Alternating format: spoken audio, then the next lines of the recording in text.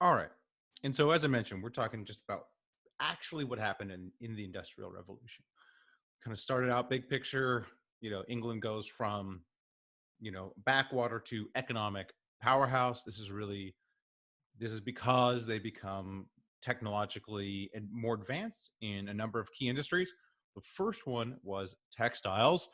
And now the next ones are going to be these four right here. And we're just going to do a brief tour of the four, what was happening in them. Basically, what's happening is just technological advancement. They're just getting better at doing these things. So steam power, really, this is the perfection of the steam engine.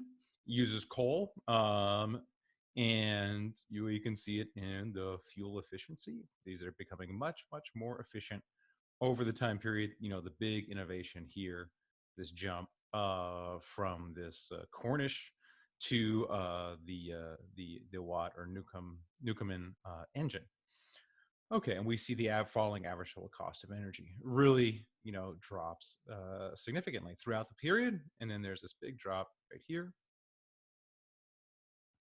and then we can see it spread. Initially, there's only 5,000 steam power sources. That goes up to 9 million. Okay, so that's really, a huge difference. Okay, whereas, and this should be stressed. Well, actually, we'll get into this in the next lecture when we talk about the causes of the Industrial Revolution, the specific causes. It should be stressed that the initial power that is used is all water power. So you can see, really what is being used in that initial textile sector is water power. These are factories that are located, primitive factories that are located on streams, and there's a water wheel that is spinning, and that is what's driving that early power of those early textile factories. So it's not really engines, it's really this water wheel that's driving everything. That's going to be important next lecture when we talk about the causes of the Industrial Revolution. Okay, moving on to the iron and steel industry, it's basically they figure out a better way to make them. Okay, and really, this is, they essentially they're able to do this and then kind of dominate the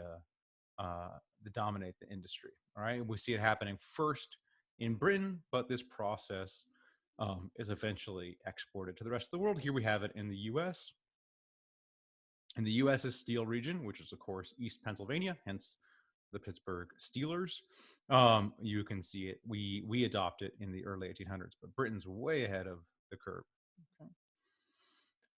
All right, and here we have the iron production, again, really taking off there in, starting in the late 1700s, but really taking off in the 1800s. Going to coal mining, here we have the coal production, again, shooting upwards. Here's just to give you a feel for what a rough job that was, and the coal fields of England. This, again, is going to be important next lecture because a lot of people point to coal as Britain's big advantage. There's a lot of coal in Britain. Okay. All right, and then here we have railroads. So really, this is the 1800s where these railroads are built, late 1800s. But you can see by the time we get to 1900, really crisscrossing all of the British Isle. Okay, so that was, like I said, it just briefly just showing you the ramp up in all these different industries. Again, that's going to reflect that they got technologically better at producing all these different things. And again, by the end of the 1900s, you get, or by the end, sorry, by the end of the 1800s, you get that Britain is this global powerhouse because it's so good at producing all these. It has this massive rail network, and it knows how to build railroads really well. It's getting all this coal, getting all this power that it's using for steam engines. That, again, it's really good at making the steam engines, and it's really good at making iron and steel. Okay.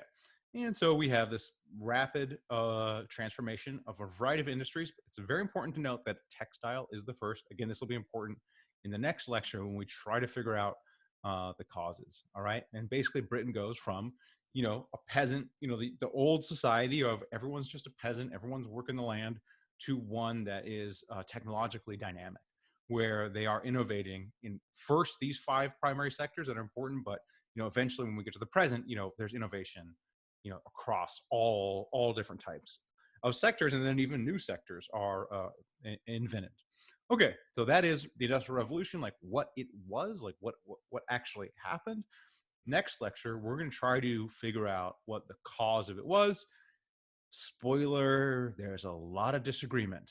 So we'll get into that.